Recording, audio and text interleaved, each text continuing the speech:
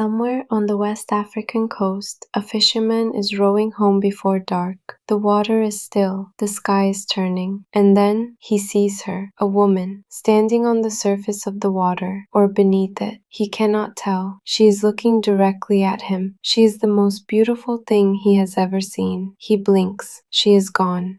He rows home faster. He does not tell his wife what he saw, but that night he dreams of a kingdom beneath the river, gold, music, light where there should be no light, and a voice, soft as the current, whispering his name. Some men who have seen her come back wealthy, changed, touched by something no ordinary word describes. Others do not come back at all. Her name, in the language most of the world now knows her by, is Mami Wata. And tonight we go beneath the surface. Mami Wata. In Pidgin English, Mother Water. But she is not simply a mother, and she is not simply water. She is what scholars describe as a class of water spirits, a family of supernatural beings woven into the spiritual traditions of West Africa, Central Africa, and eventually the entire African diaspora. She has no single face, no single name, no single story. What she has is a pattern. She is almost always depicted as extraordinarily beautiful, frequently shown as half woman, half fish or serpent, and around her, almost always, a snake, not as a warning, as a crown. She is seductive, powerful, generous, and completely, without exception, dangerous.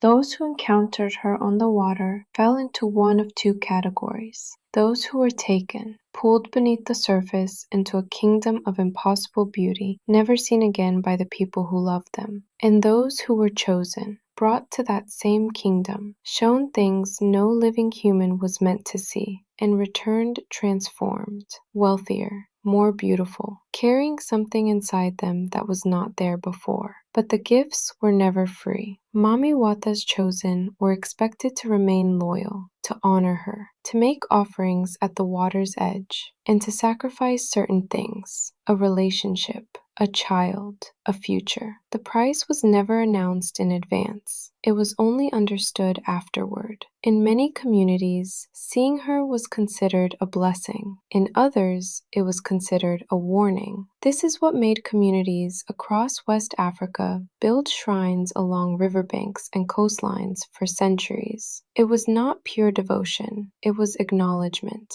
The ancient human understanding that some forces are too powerful to ignore and too unpredictable to fully trust. Stories about Mami Wata are not confined to the distant past. Even today, in cities filled with cars, offices, and smartphones, stories like this one are still told. A man lost a document. His name is not important. What he did is. He had lost a document, an important one, the kind whose absence could cost a man his livelihood, his reputation, perhaps everything he had built. He searched for days, found nothing. So he did what some people in West Africa still do, even now. Even in modern cities with smartphones and office buildings. He went to a babalawo, a traditional diviner, a man who knows how to speak to things older than any religion that arrived by ship. The babalawo gave him instructions. Go to the river, he said. Take eggs. Leave them at the water's edge and wait. The man did not fully believe, but he had nothing left to lose. So he went. He placed the eggs on the ground at the river's edge. He stepped back, and then the water began to move, not from wind, not from current, from below. Snakes emerged first, sliding from the water, coiling on the bank, surrounding the eggs without touching them. The man did not run. He could not explain later why he did not run. And then, on the largest snake coiled high enough to look him in the eye, she appeared, a woman, sitting on the serpent as though it were a throne, looking at him with an expression that was not quite human in its stillness. She already knew why he had come. She told him to go home. The document would be there. He went. It was. He returned to the river as she had instructed. He said thank you, and she asked, "Is there anything else you want?" He said yes. He wanted to be wealthy. She said that was possible, on one condition. Build me a room in your home, a shrine. Honor me there. Come to me regularly. Keep your promise. He agreed. And for years he prospered. A business appeared from nowhere and flourished. Money came in ways he could not account for. His name became known. His family was comfortable, but wealth for some men has a way of making them forget who helped them get it. He got busy, then he got careless, then he stopped coming to the room altogether. The fire started in his shop first, then his children began to fall ill, then the business collapsed. By the end, the man had left his city entirely. The elders who tell this story do not tell it as a cautionary tale about superstition. They tell it as a reminder that some debts are not the kind you can simply stop paying. Now we come to the part of this story that most Mami Wata videos will never reach, because most of them do not know about Anansa. Calabar is one of Nigeria's oldest cities, where the Cross River meets the sea. Long before European ships arrived, Anansa was already there. In Efik traditional religion, Anansa belongs to a group of spirits known as the Andem, territorial water deities who inhabit specific rivers, springs, and creeks. Anansa Ikang Obutong is considered one of the most powerful female deities in the entire Efik spiritual world. She was a protector of the Efik people, a source of prosperity, a guardian of the waterways, but she was also a selector. She did not wait for devotees, she chose them, and those she chose, the Ndito and Dem, children of the water spirits, were marked by signs throughout their lives. They dreamed repeatedly of rivers and underwater kingdoms. They heard music that no one around them could hear, and there was one more sign, the most remarkable one. There is a dance among the Efik people called Ekombi, one of the most beautiful dances in West Africa, flowing, graceful, each movement like water made human. According to Efik oral tradition, Ekombi did not originate among humans. It came from below the water, from Anansa's kingdom. The marine spirits themselves were said to dance it in their underwater realm, and certain humans were permitted to carry it back to the surface, not taught, permitted. There is a difference. Efik oral tradition records, if you were Anansa's chosen one, the dance would come to you. More than that, an initiate could be in the deepest sleep, silence all around, and the moment the Ekombi rhythm began somewhere in the village, they would rise, not startled, not confused, simply answering. Their bodies would know the movements without instruction, their feet would find the pattern, their arms would lift, they would dance until the music ended, and they would not always remember it clearly in the morning. Within the Efik spiritual framework, this was not possession in any terrifying sense. It was recognition. The music was a call from the water world. The chosen ones were simply responding to their name. Anansa's power was not only spiritual. According to oral tradition, it was demonstrated when European ships began arriving and asserting authority over waterways the Efik had governed for centuries.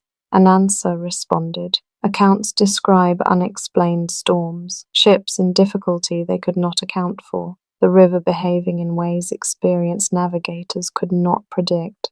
Some accounts are more direct. Ships sank in Anansa's river. Eventually, local leaders performed ceremonies of acknowledgement, of negotiation, of reminder that this river had a name, had a guardian, had a history longer than any colonial record. Anansa did not disappear when the missionaries arrived. She did not dissolve when the old shrines were dismantled. She waited in the water, as she had always done, and those who know the tradition say she is waiting still.